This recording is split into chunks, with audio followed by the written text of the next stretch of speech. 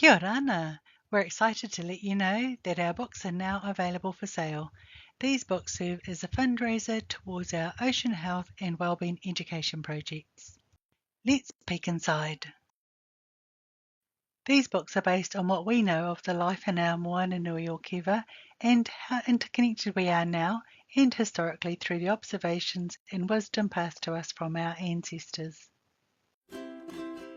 This beautifully illustrated book reminds us that the ocean is alive and we must protect this biodiversity because a healthy ocean leads to a healthy life for all.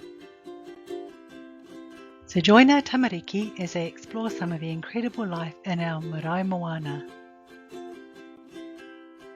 The book is packed with fun adjectives to boost kids' vocabulary, plus interesting facts at the end to spark discussion. This illustrated poem spans 2 generations of island life and learning. It invites readers to reflect on the richness of living in harmony with creation's regenerative design and the consequences of neglecting it. Words and images together reveal the interconnectedness and cyclical nature of all life. What if just one of these cycles is broken? Discussion points at the end challenge young and old to consider our impact on the cycles of life.